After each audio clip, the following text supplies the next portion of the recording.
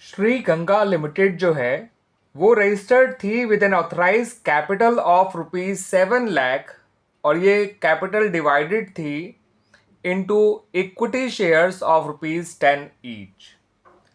यानी कंपनी की जो टोटल ऑथराइज कैपिटल है वो 70,000 शेयर्स की है और हर एक शेयर जो है वो ₹10 का है। ठीक है स्टूडेंट्स, 7 लाख डिवाइड बाय 10 करेंगे तो 70,000 आएगा नंबर ऑफ इक्विटी शेयर्स। अब कंपनी ने ऑफर किए यानी इशू किए to the public for subscription 50,000 equity shares. इनमें से केवल 50,000 शेयर्स को ही इशू किया गया फॉर पब्लिक सब्सक्रिप्शन। कंपनी पैसे कुछ इस तरह से ले रही है इन शेयर्स पे। एप्लीकेशन पे वो ले रही है ₹4 पर शेयर, अलॉटमेंट पे भी ₹4 पर शेयर, और जो बचा हुआ ₹2 पर शेयर है वो लिया जाएगा on first and final call.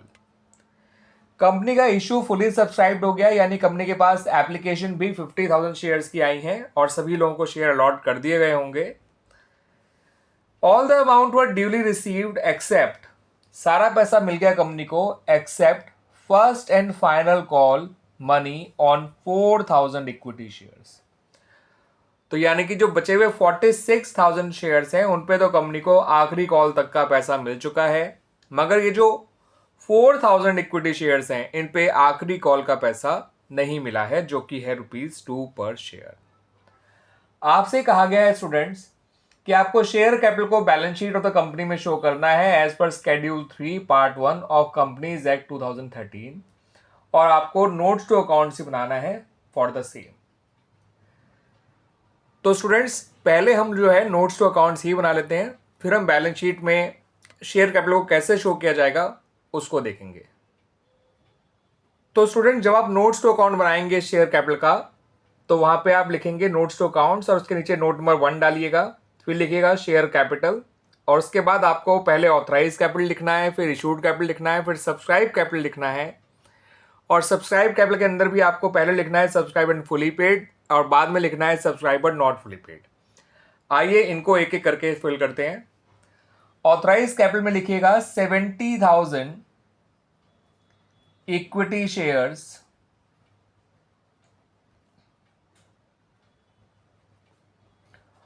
Of ₹10 each, ये आएगा ₹7 लाख।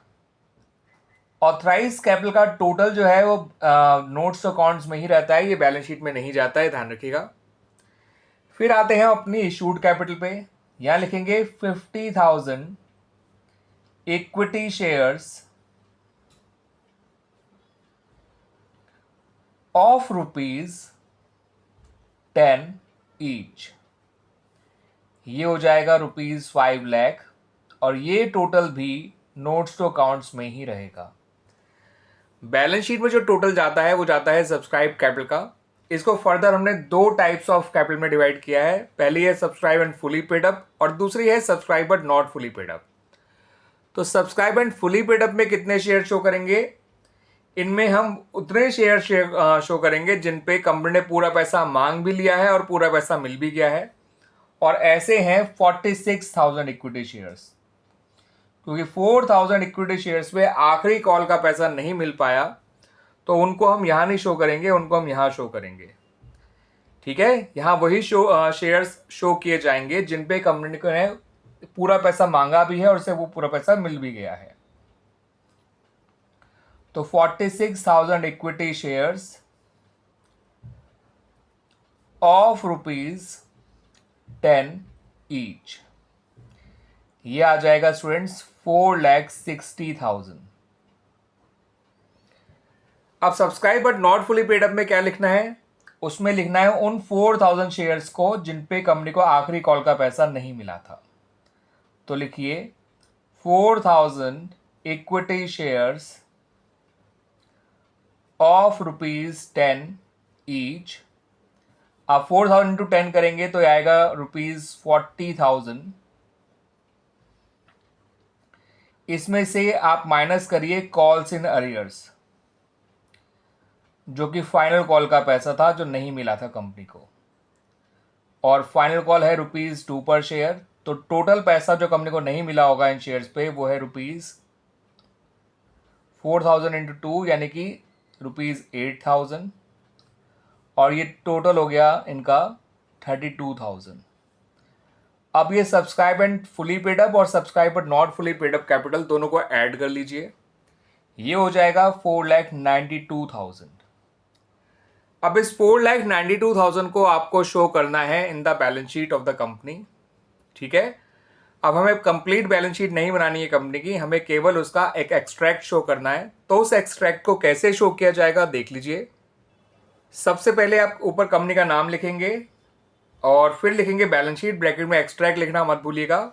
एज एट करके closing date of the year डाल दी जाएगी। फिलहाल आपको क्वेश्चन में डेट गिवन नहीं है, दैट्स वाई हमने इस कॉलम को जो है खाली छोड़ दिया है। अब आते हैं नीचे, यहाँ पर हमने टोटल 3 कॉलम बनाए हैं, पहला पर्टिकुलर्स, दूसरा नोट नंबर और तीसरा अमाउंट।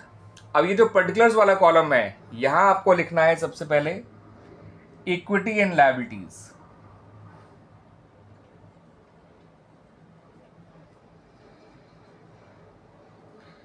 जो बैलेंस शीट का पहला पार्ट होता है उसे इक्विटी एंड लायबिलिटीज कहा जाता है, और उसका जो पहला मेजर हेड होता है वो कहलाता है शेयर होल्डर्स फंड।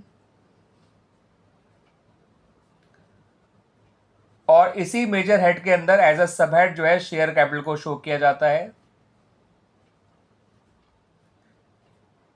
ठीक है स्टूडेंट्स, पर्टिकुलर वाले कॉलम में आपको इतना ही काम करना है। अब शेयर कैपिटल के जस्ट सामने लिखिए नोट नंबर 1, और जो आपका सब्सक्राइब कैपिटल का टोटल आया था ₹4,92,000, उसको यहां अमाउंट वाले कॉलम में लिख देना है। बस इतना काम आपको करना है। ठीक है स्टूडेंट्स, बैलेंस शीट के एक्सट्रैक्ट में।